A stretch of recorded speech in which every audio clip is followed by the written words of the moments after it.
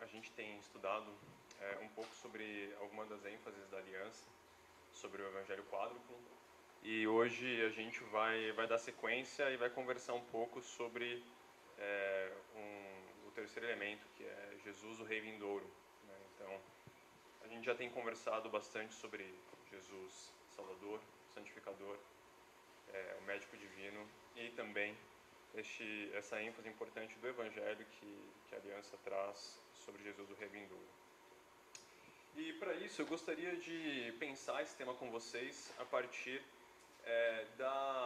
das perguntas que os discípulos estavam fazendo para Jesus na época que eles estavam juntos sobre esse assunto, né? Não é só uma questão difícil de pensar, um instigante para nós hoje, também era assim para os discípulos. E vale pensar um pouco o que Jesus ele estava utilizando ali de parábola, de algumas mensagens para trazer clareza, trazer conforto, né? Trazer ânimo e encorajamento para os discípulos. Então eu gostaria de compartilhar com vocês uma parábola sobre as 10 virgens, né? Imagino que vocês conheçam, uma parábola que muito provavelmente você já deve ter lido sobre ou ouvido a respeito. Está lá em Mateus 25, a gente vai ler o verso 1 a 13. E então o versos aqui da parábola começa assim. Jesus dizendo, né? O reino dos céus, pois, será semelhante a 10 virgens que pegaram suas candeias e saíram para encontrar-se com o noivo. 5 delas eram insensatas e 5 eram prudentes. As insensatas pegaram suas candeias, mas não levaram óleo consigo. As prudentes, porém, levaram óleo em vasilhas juntamente com suas candeias. O noivo demorou a chegar e todas ficaram com sono e adormeceram. À meia-noite ouviu-se um grito: o noivo se aproxima, saiam para encontrá-lo. Então todas as virgens acordaram, prepararam suas candeias. No verso 8, as insensatas disseram às prudentes: dê-nos um pouco do seu óleo, pois as nossas candeias estão se apagando. Elas responderam: não, pois pode ser que não haja suficiente para nós e para vocês. Vão comprar óleo para vocês. E saíram elas para comprar o óleo. Então chegou o noivo. As virgens que estavam preparadas entraram com ele para o banquete nupcial e a porta foi fechada. Mais tarde vieram também as outras e disseram: Senhor, Senhor, abra a porta para nós. Mas ele respondeu: a verdade é que eu não as conheço. Jesus então ele conclui dizendo: portanto vigiem. Vigiem porque vocês não sabem o dia nem a hora. Vamos orar mais uma vez? Senhor, muito obrigado, Deus, pela tua mensagem. Muito obrigado, Senhor, por nos dar o privilégio de termos acesso a ela. Obrigado por termos o privilégio de sermos inspirados pelo Senhor, de sermos ministrados pelo Senhor, moldados e trabalhados por Ti também. E obrigado porque o Senhor faz isso conosco através da Tua Palavra.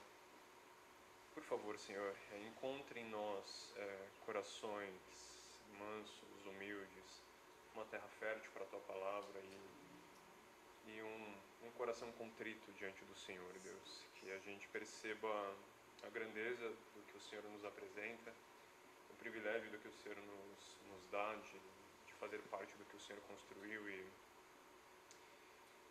nos ajude hoje a entender como podemos agir de forma sensata diante do Senhor.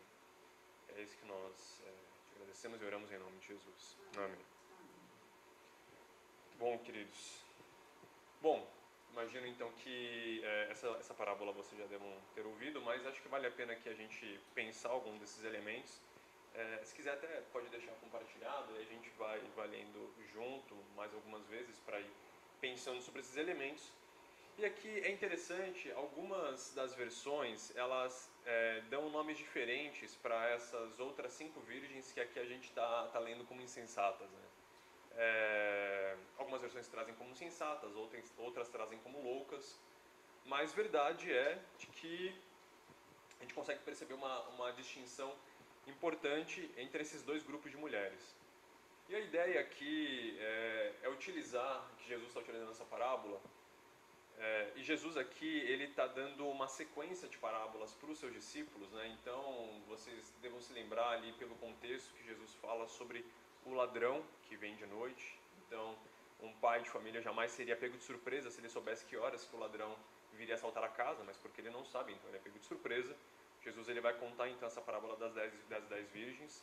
Jesus também vai contar que esse contexto inteiro vai ser semelhante a um senhor que saiu, né, e deixou talentos com os seus servos, né, e os servos vão ali ser bons mordomos do recurso que o senhor entregou. Né, vai ter aquele que recebeu 5 talentos, o que recebeu 2, o que recebeu 1, e o que menos recebeu tinha agido de forma mais inconsequente ali, mais em desacordo com o que Jesus ali estava querendo propor. Então, assim, Jesus está trazendo várias parábolas porque cada uma dessas parábolas vão ajudar a dar essa visão maior, essa compreensão maior sobre a volta dele, né? O que a gente pode esperar. E ele diz isso tudo depois de, olha, vocês estão vendo que tudo isso vai acontecer, essa minha segunda vinda, depois que vocês ouvirem guerras e rumores de guerra, depois que vocês virem o amor de muitos se esfriando. E aí vai acontecer tudo isso, aí depois eu venho. Né? Vocês vão ver tudo isso acontecer, e depois que tudo isso acontecer, aí depois eu venho. E quando eu vier, não saiam para comprar óleo, porque a hora que vocês voltarem, eu vou dizer que eu não conheço vocês. Então, Jesus, assim, ele é... E com certeza a gente tem vários exemplos disso ao longo da Bíblia, de um Jesus compreensivo onde não havia compreensão de ninguém. Jesus era o único que trouxe ali uma compreensão. Num lugar de loucos, Jesus era o único que trazia sabedoria. Num lugar onde as pessoas não sabiam o que era amor, Jesus então ele vem e mostra o que é ser amor. Ele mesmo é a própria definição do amor. E aqui a gente pensa, puxa vida, e o jeitinho brasileiro? Não, mas tem que ter como furar uma fila, não tem? Pô, mas você sabe, né, assim, eu fui ali comprar, tá aqui, né? Por que eu não posso entrar? E ouvir de Jesus que ele não te conhece é uma fala forte. E Jesus, ele é muito, muito assertivo em tudo que ele diz, obviamente, né? Não poderia ser diferente disso. Mas uma coisa que é interessante notar, pelo menos para mim, não sei como é para vocês, várias coisas que eu leio hoje, que eu já li ao longo dos anos, sobre o que Jesus disse, muitas vezes eu já encontrei resistência no meu coração sobre o que Jesus falava. Do tipo, nossa, isso aqui não parece amoroso, isso aqui não parece justo, isso aqui não parece o Jesus, né, amigo, colega, mamão com açúcar, né? Parece meio duro, né? E até que eu ouvi inclusive isso do Jura, muitos anos atrás, na verdade, e que me marcou muito, do tipo, tem aqui duas possibilidades quando você encontra... Jesus ele não te dá muitas escolhas. Jesus ele te dá as seguintes alternativas. Ou você diz que esse homem ele é louco, presunçoso, porque se auto-intitula como Deus, como filho de Deus, e não é à toa que todo mundo da sua época, não todo mundo, mas boa parte dos seus conterrâneos ali na sua época quiseram matá-lo, crucificá-lo, porque esse homem blasfemava contra Deus. Então Jesus ele é um cara que vai te despertar assim, um senso de angústia com você mesmo tão grande que ao invés de se angustiar com você, você se angustia com ele. Né? É aquela pessoa que te faz olhar no espelho porque você não aguenta o que você vê, você então explode com a pessoa. Normalmente é assim também nas nossas vidas. Né? Ou ele é um cara que te faz colocar de joelho. Não tem muita alternativa. Porque se você está entendendo assim, não, puxa, até pode parecer presunçoso se fosse um homem dizendo, mas se for o próprio Deus dizendo, se ele não dissesse essas verdades que muitas vezes são duras, ele estaria sendo, de uma certa forma, até injusto, né? Porque se a única forma de chegar ao Pai a partir do que ele fala, ele não pode privar a informação, tem que dizer a história por completo. E a história por completo pode muitas vezes também ser forte. Então aqui é um pouco do que a gente vê, acho que essa clareza de Jesus, pelo menos nesse relato da parábola.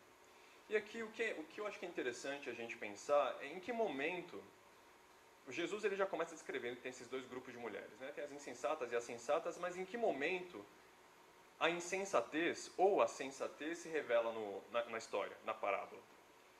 E aí a gente percebe que as duas estavam ali com as suas candeias, os dois grupos, né, as mulheres sensatas e insensatas, estavam ali com as suas candeias, estavam ali com óleo, né?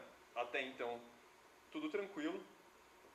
As duas estavam percebendo que Jesus estava demorando para chegar, e os dois grupos de mulheres ficaram com sono e adormeceram, né? Aí até que na verdade a gente começa a perceber que quando o noivo vai se aproximando, um grupo percebe que tem o suficiente para estar ali aguardando o noivo, e a outra é que o outro grupo de insensatas é que então se depara com o seu despreparo e que tem que agora fazer alguma coisa a respeito, tem que comprar óleo, pedir emprestado e tal. E em termos do que essa parábola ela traz para nós e o que a gente pode entender desses símbolos, né, sobre a candeia, sobre o óleo, e por que a gente não vê aqui, pelo menos, um elemento tão cristão como o da partilha, né? Do tipo, olha, se o cara te dá um tapa, vira outra face. Se ele está te querendo uma túnica, irmão, entrega as duas. Se ele está te pedindo para caminhar 5 km, caminha 10. E por que a gente não vê Jesus ensinando a partilha aqui? Porque a gente está falando de um relacionamento com Deus que não é transferível. Não tem partilha. O relacionamento com Deus. Fala assim, Senhor, me aceite, porque eu sou muito brother do Estevão. O Estevão era um brother seu, né? Então, assim, nada mais natural do que o Estevão me dar um pouco, né, desse bom relacionamento que ele tem com o Senhor. E aí, normalmente o mundo político funciona assim, né? Pô, cara, me apresenta lá por fulano de tal, né? Porque eu tenho certeza que se você me apresentar, eu já vou começar na vantagem, né? Porque ele vai levar em consideração, vai me estimar mais pelo relacionamento que ele tem com você, né? E essa politicagem não funciona aqui no reino de Deus, nesse relacionamento com o Senhor.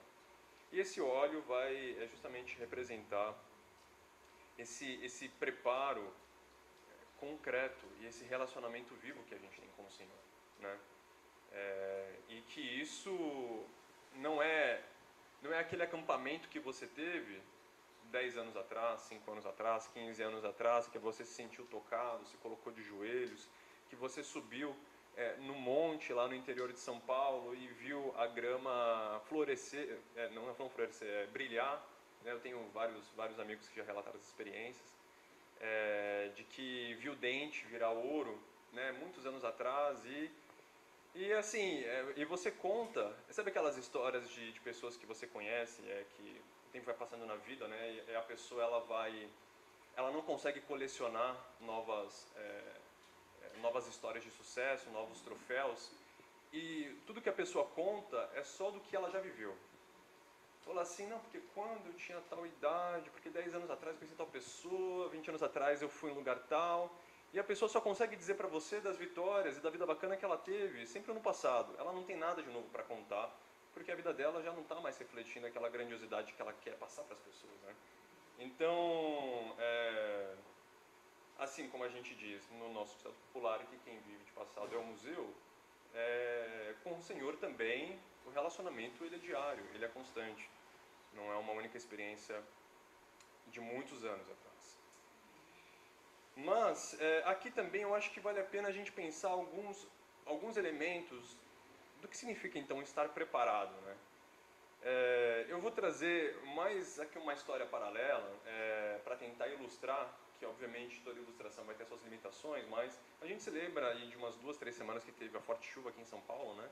Teve o apagão, e nesse apagão, pelo menos o nosso bairro ficou sem energia, né? Eu não sei o bairro de vocês, tal, acabou a energia na segunda-feira só que voltou a energia. Mas fato é que na nossa rua, é uma rua de vários prédios, e tinham vários prédios apagados, né? A maioria deles, e tinha um ou outro que estava com a luz acesa. E aí porque os caras tinham um gerador, né? E aí os prédios que tinham geradores, eles conseguiam, né, manter funcionando o portão, conseguiam manter funcionando o elevador, né, as tomadas dos corredores, a vida continuava ali assim com um impacto amortizado, né? E diante de uma tempestade, não tem como, depois que a tempestade aconteceu, você ir lá e comprar o gerador. Não funciona assim, né? Quem já estava preparado com o gerador ali, conseguiu suportar melhor aquele momento de adversidade do que quem não estava preparado. E aí eu já vou colocar aqui as várias limitações dessa analogia, porque obviamente o gerador você se compra, do que a gente está falando aqui com Jesus a gente não compra, né? E outras tantas que a gente pode pensar, mas o que eu gostaria realmente de trazer essa ilustração o que acontece depois que você compra o gerador? Né? Você está lá, decidiu ali com a assembleia ali dos condôminos, tudo mais, vamos comprar um gerador, depois que comprou você senta na calçada e espera a chuva chegar? Você vive a vida, né? A vida continua acontecendo. E o momento que chegar a tempestade, você então está preparado. No momento que houver a queda de energia, você está preparado. E a gente percebe aqui uma coisa semelhante que Jesus diz. Tanto neste momento dessa parábola, como em outras parábolas também, Jesus deixa muito claro o que Ele quer que a gente faça enquanto a gente o aguarda. Né? E até mesmo de que forma a gente vai tá se preparando e como que a gente vai viver. E é uma coisa muito interessante como, dependendo de como você enxerga essa expectativa da volta de Jesus, isso pode te levar a ter ações extremamente radicais do tipo, Jesus vai voltar, então por que eu vou gastar tempo trabalhando? Por que eu vou gastar tempo, de uma certa forma, tentando viver uma vida que dá trabalho? Né? Ou por que eu vou ficar gastando meu tempo, sei lá, de uma certa forma, quase que pensando que a volta de Jesus vai estar de uma forma relacionada comigo, então eu não vou precisar me preocupar com as pessoas, não vou precisar servir a Deus direito, porque Jesus vai voltar, quer eu queira ou quer não, então por que eu vou me dar o luxo de trabalhar ou ter qualquer tipo de esforço?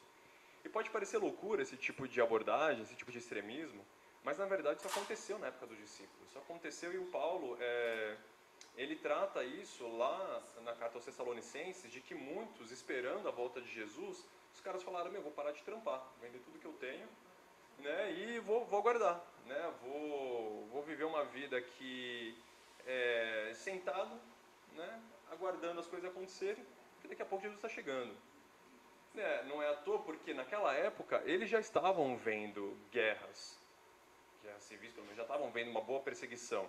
Então na leitura assim, poxa, se Jesus falou que vai acontecer essas coisas, depois ele vai voltar, bicho, está aqui, está na nossa frente, as guerras acontecendo, nada mais natural do que esperar que ele está chegando amanhã, então já vou me livrar de tudo que eu tenho. E Paulo falou o seguinte, queridão, não trabalha, não come. Não quer trabalhar? Não vai comer também. Não vai também vender tudo e falar agora bater em casa e pedir por uma comida, pedir por ajuda para pagar a conta. Né? Então é uma forma muito prática e clara que Jesus diz o seguinte, olha, o que eu realmente desejo para a vida de vocês é de que vocês vivam e multipliquem, sejam bons mordomos do que eu coloquei na mão de vocês. É o que a parábola dos talentos vai dizer em seguida. É assim que eu quero que você viva. Eu te entreguei 5 talentos, né? E assim, só para esclarecer o português aqui, porque a palavra talento pode ser entendida como habilidade, mas na verdade talento era uma unidade de medida monetária, seria quase que o correspondente a 1 ano de salário. Então, estou te dando recurso financeiro e você vai trabalhar enquanto eu estou fora. Você vai ser um bom mordomo das minhas coisas. Né? Então, isso é algo que eu acho que é muito importante e traz um certo conforto e clareza do que Jesus espera que eu faça. E você fala assim, puxa, mas ainda eu não estou conseguindo enxergar como é que eu vou viver. O que realmente Jesus espera que eu faça enquanto ele não volta? E ele vai dizer também outras parábolas, na verdade na próxima, é o seguinte, olha, todas as vezes em que você não deu de comer, não deu de vestir, não hospedou, todas as vezes que você não fez, digamos assim, não demonstrou amor, compaixão, não serviu as pessoas, você deixou de me servir. Né? E fala assim, mas Senhor, quando é que eu não te alimentei? Quando é que eu não te vesti? Quando é que eu não te hospedei? Todas as vezes que você não fez pelos meus filhos, você não fez para mim. Né? Então, de uma certa forma, fica a mensagem, pelo menos para mim, muito forte, de que o que Jesus confiou a mim e a você, Ele quer nos ver engajados com aquilo, trabalhando com aquilo, para abençoar a vida de tantas outras pessoas. E é natural que se você vai dar, se você vai dividir o que tem para alimentar as pessoas, para hospedá-las, para dar o que vestir e tudo mais, é natural que você também tenha recurso trabalhando na sua vida, no seu dia a dia. Porque senão, o que você vai ter para compartilhar? Né? Então é natural até mesmo pensar assim, puxa, o trabalho faz parte do dia a dia. Né? Deus tem trabalhado, e Jesus fala assim, puxa, meu pai trabalha, por que eu não vou trabalhar? Né? E até que fala assim, e o trabalho do meu pai ele é muito maior, muito mais profundo do que a minha troca, né? Do que eu na sociedade utilizo para trocar com as pessoas. Né? Então, pensando aqui, ele viu um cara que manja de engenharia, e fala assim, poxa, eu vou trocar meu conhecimento de engenharia por grana, e é isso que Deus espera de mim. Não, poxa, tem muito mais. Né? Então, assim, eu acho que isso é um elemento importante sobre essas características do preparo. E eu acho também que é importante a gente continuar falando sobre essa expectativa do preparo. Né? A gente falou sobre esse primeiro extremo, de pessoas que podem ter aquela ansiedade extrema da volta de Jesus, só que no fundo é uma ansiedade disfarçada, ou na verdade uma espiritualidade disfarçada de...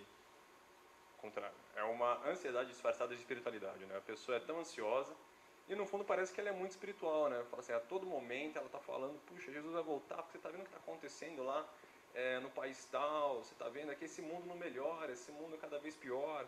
Então é sinal que Jesus está voltando mesmo. Assim, eu acho que meu filho não nasce até Jesus voltar, porque já ouvi isso de tanta gente. E fala assim, mas meu irmão, meu querido irmão, de onde vem essa preocupação de tentar ler a vida como a garotada do capricho lê horóscopo, né? Do tipo, vou ver como aqui está a constelação da vida e tentar inferir o que vai acontecer amanhã. Fala assim, olha, o único que sabe é o Pai. Né? Da onde vem essa preocupação, essa ansiedade tão grande com esse assunto? No fundo, isso parece que revela uma certa santidade, mas isso revela uma falta de confiança no Pai. Né? Isso revela uma falta de entrega, de descanso, uma ansiedade profunda e falta de confiança no Pai. Né? Agora também tem aquele outro extremo, do tipo, não, eu confio demais em Deus. Deus vai vir a hora que Ele quiser, né? Jesus vai voltar a hora que quiser, isso aí é com Jesus, eu vou tocar minha vida. E aí, no fundo, é aquela aparente confiança que no fundo é indiferença, é apatia. A pessoa pode parecer, no fundo, que confia em Deus, mas ali está, na verdade, faz assim, né? Sabe? Se Jesus vai voltar ou não, que diferença realmente isso faz para a minha vida? Eu vou continuar trabalhando, continuar ter minha família, minha vida, minhas coisas. Então, o que isso impacta realmente a minha vida, né? E você vê o outro extremo dessas pessoas não desfrutando dessa esperança viva que é a própria volta de Jesus. De que esse é o principal combustível realmente que traz cor para a nossa entrega diária à vida com Deus. Né? Então, isso é uma das coisas que eu, pelo menos, já me peguei muito. De você falar assim, puxa, é realmente uma confiança de que, e na soberania de Deus, de que Ele volta quando Ele quiser, ou é quase que eu estou beirando aqui a indiferença, a apatia, né? Então, e da onde que vem essa apatia? Né? Da onde que vem essa indiferença? Vem com o fato de que você, no fundo, já está tão tomado pela lógica de como as coisas acontecem no dia a dia. Não, porque é isso mesmo, né? Tem que fazer grana, comprar uma casa, comprar um carro, tem que colocar o filho numa escola bacana. Essa é a vida, né? E aí, essas preocupações do dia a dia, esses desejos pessoais e esses desejos que a gente compra do mundo, isso realmente vai quase que apagando, né, aquela esperança, aquela alegria realmente de esperar por Deus, né? Esperar pela volta de Jesus. Então, Isso é uma coisa que eu acho bastante importante a gente refletir, porque é inevitável, não sei para vocês, mas o chamado para uma vida que você consegue, digamos assim, que você não pende nem para a direita nem para a esquerda, que você procura realmente estar forçado diante de Deus, é uma coisa muito desafiadora, né? E a gente sempre se encontra naquela dinâmica que a Bíblia nos ensina, que é o seguinte, olha, a Bíblia coloca de joelhos quem está de pé. E a Bíblia levanta todos aqueles que estão de joelho. É uma dinâmica que acontece em todo momento da nossa vida, né? Meu irmão, você sente que você tá forte, né? Tá bem. Tá se sentindo satisfeito consigo mesmo, as coisas tão bacanas. Irmão, a Bíblia vai te colocar de joelho. Você sente que você não consegue corresponder à estatura da santidade de Deus, o padrão é muito alto, quase que beira um desespero. Como é que eu vou adorar a Deus? Eu sou um lixo, né? Puxa, eu sou um pecador. Eu não tenho esperança. Meu irmão, a Bíblia ela te coloca de pé. Ela te coloca de pé. E a gente se permitir ter um coração tratável, ensinado, para se colocar de joelho quando a gente, de uma maneira insensata, se colocou de pé. E também se permitir ser colocado de pé pela Bíblia quando a gente não tem mais esperança, é realmente um remédio para a alma, assim, sabe? Porque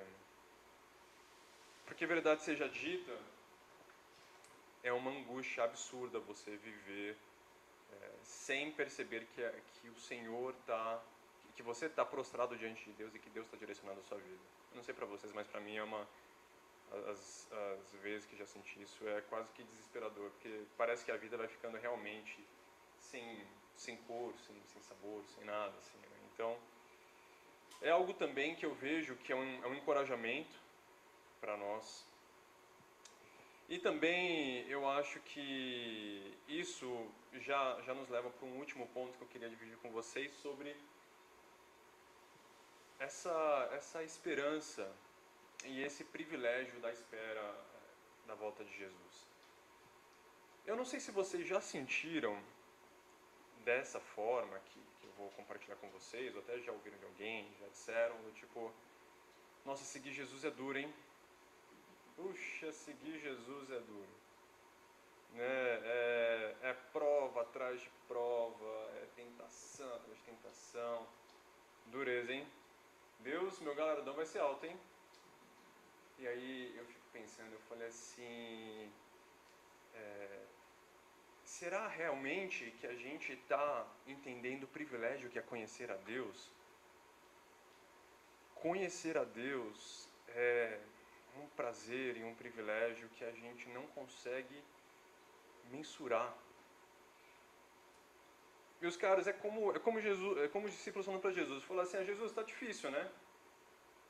E aí Jesus fala assim, então, mas e aí, você vai para onde? Aí ele fala assim, para onde que eu vou? Se só você tem a palavra de vida eterna. Para onde que eu vou? É aquela coisa de, com Jesus está difícil, e olha que você já está vivendo a vida com vantagem competitiva, né? Imagina a vida sem Jesus. Imagina a vida sem Jesus. E muitas vezes é aquela coisa de que a circunstância da vida, ela é dura, ela é difícil. Mas às vezes a circunstância da vida, ela pode tirar a atenção do que é que a gente está de fato esperando, do que de fato a gente está esperançando. Eu não sei se você já, conversando com alunos, você mesmo na escola, tempos atrás, falando assim, puxa, esse professor, o cara é chato, hein, meu? O cara nossa, é muito exigente, desnecessariamente exigente e tal. E é interessante que você vê muita gente com essa postura, e aí você vê outros alunos da mesma sala, fala assim, aí, você está gostando da aula? Tô, nossa, o cara sabe demais. O cara sabe demais. Eu estou realmente aproveitando essa aula porque isso tá me fazendo crescer muito. Mas você não está cansando de estudar? Não, eu estou cansando, mas está valendo a pena. E aí você fala assim, cara, que você olha para a vida, né? No Brasil, o brasileiro tem um pouco esse costume, né, de ver o copo meio cheio, né? Mas, quando de fato a gente percebe que o copo está cheio com Jesus? E aí, é quase como aquela... Assim, eu fico pensando de que a gente encontra motivação em tantas coisas, né, que são pequenas, que são vazias, do tipo, você tolera o seu trabalho naquele dia mais duro, porque você sabe que tem uma conta para pagar importante no final do mês. E aí, o que eu quero dizer é o seguinte, aquela futura recompensa, ela dá pra você ali, como tipo assim, segurar a onda, vamos lá, trampar, né, seguir a vida. Né, você ali com o seu filho, o garoto está esperneando, o garoto está insuportável, mas você fala assim, não, mas eu vou ter um relacionamento com ele. E você está enxergando aquilo muito maior do que aquela noite que você não dormiu bem.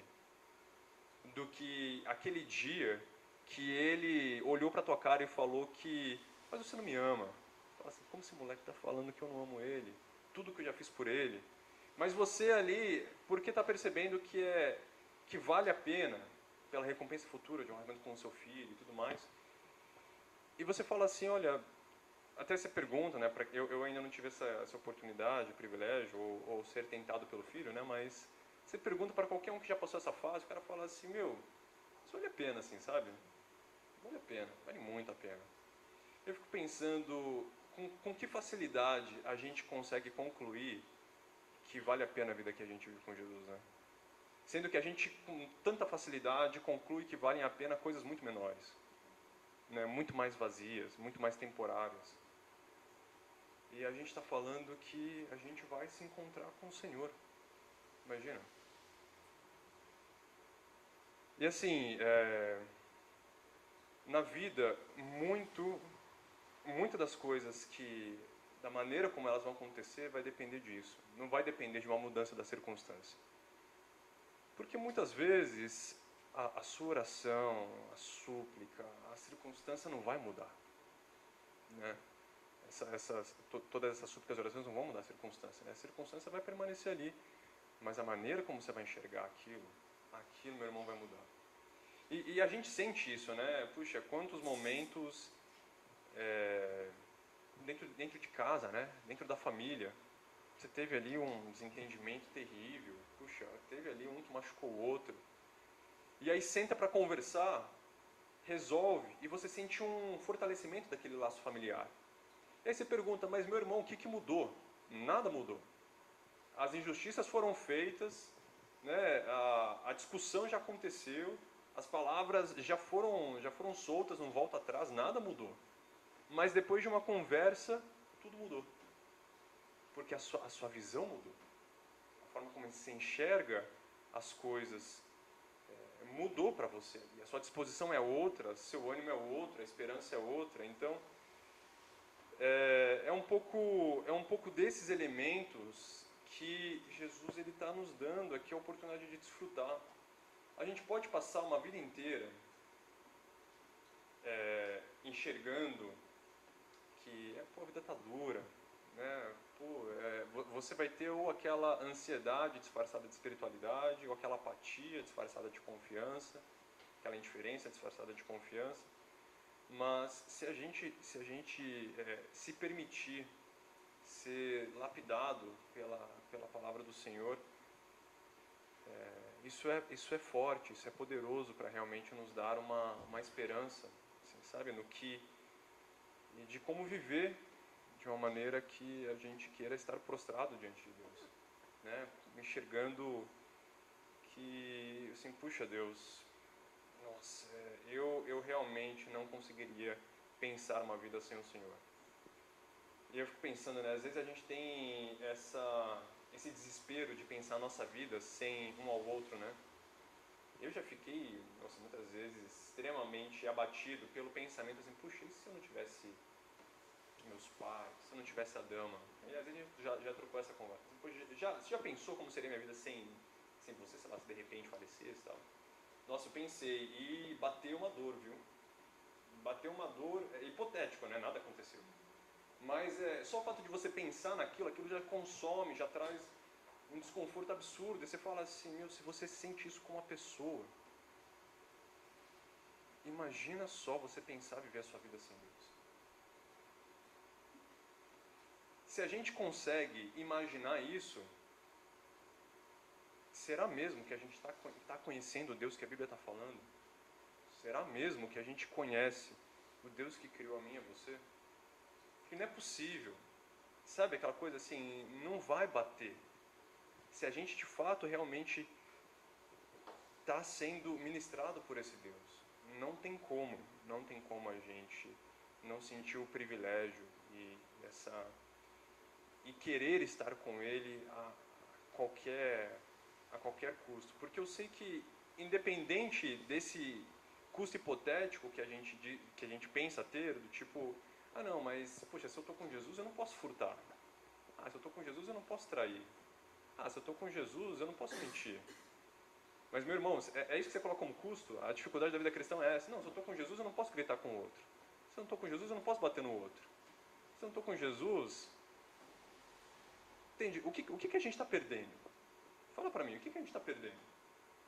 Ah, se eu não estou com Jesus, eu não posso ficar vendo pornografia. Se eu não estou com Jesus, eu não posso ficar tendo palavra, sei lá, de sedução, de mentira, de calúnia no meu trabalho. Cara, esse é o trade-off, esse é o custo de viver a vida cristã. É quase que uma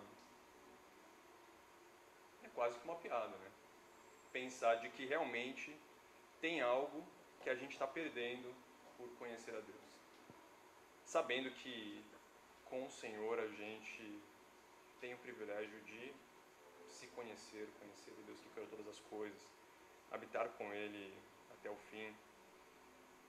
Então, assim, é um pouco isso que eu gostaria de dividir com vocês e que a gente possa ter essa esperança, esse descanso de eu vou esperar a Jesus, não com aquele cansaço no coração, sabe?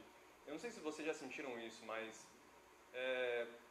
poxa, parece que quando a gente ouve, estamos aqui se preparando para a volta de Jesus, nossa, parece que gera uma inquietação, vai drenar minhas energias. Meu, eu tô aqui esperando, eu tô esperando. Que nem você esperando sua mãe no shopping quando você era criança. Tô esperando. A espera por Jesus não é aquela espera que te drena energia. Não é como um soldado que está no posto, esperando ali as 24 horas do dia para poder sair do posto e trocar. Né? Pô, quando é que eu vou parar de esperar aqui? Enquanto a gente espera o próprio Jesus vindo, a gente desfruta, né, do Espírito Santo andando conosco. Né? A gente desfruta do que Ele tem para viver. E olha que nem se compara com o que a gente vai ter com Ele na eternidade. E a gente já percebe que é tão bom. Não sei se você já teve aquela sensação de... Nossa, parece que hoje Deus falou comigo.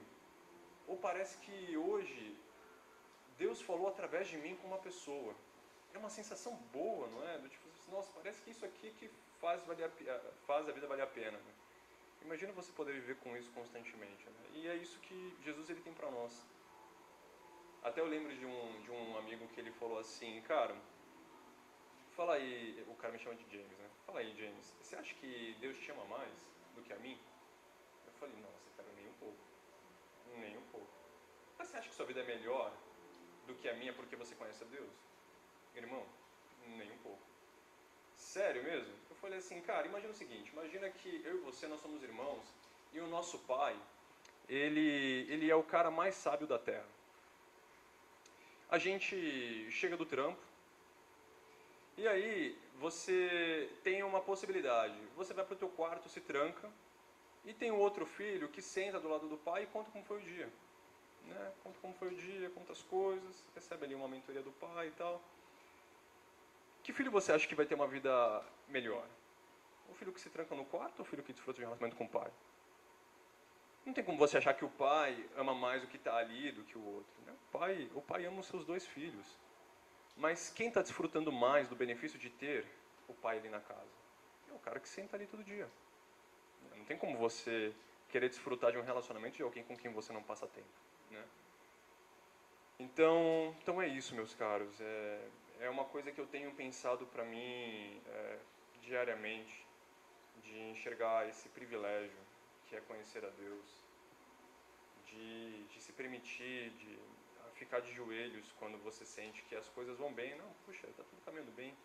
Meu irmão, fica de joelhos diante de Deus. Para que, quando você estiver de joelhos, a Bíblia te levante de novo. E vamos nesse ciclo, até Jesus voltar. Amém?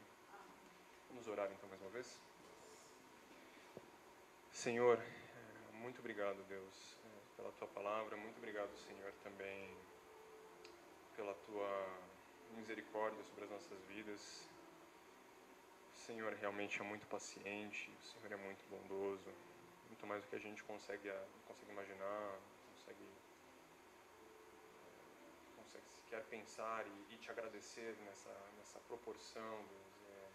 O Senhor realmente se relaciona conosco porque o Senhor é bom. A gente não tem nada para entregar a Ti, nem mesmo a entrega da nossa própria vida não é o suficiente, Deus, para te agradecer pelo que o Senhor fez por nós, pela vida que o Senhor nos dá. Nos ajude, Deus, a não sermos tolos, nos ajude a não sermos insensatos, nos ajude a estarmos preparados, confiantes, esperançosos na Tua volta. Que isso seja o combustível, Deus, para a gente viver o que o Senhor tem para nós, servir ao Senhor, servir às pessoas, se permitir ser um instrumento em Tuas mãos para que o Senhor abençoe a vida de tantas pessoas, porque realmente isso dará sentido a tudo que o Senhor colocou em nossas mãos, aos 11 talentos que o Senhor deu a cada um. Nos ajude a percebermos que nós já estamos vivendo com o Senhor o melhor que é possível ser vivido. E se a gente não desfruta plenamente desse relacionamento contigo, Deus, nos ajude a nos quebrantarmos diante do Senhor, a nos arrependermos diante do Senhor. Porque o Senhor abriu todo esse acesso. O Senhor nos deu todas essas condições e o que nós queremos é humildemente respondermos a esse Teu chamado e reconhecer que o Senhor que conquistou os nossos corações, conquistou a nossa mente, e que a gente viva nessa dinâmica de arrependimento e crer no Evangelho até o Senhor voltar. Nós oramos e agradecemos em nome de Jesus. Amém.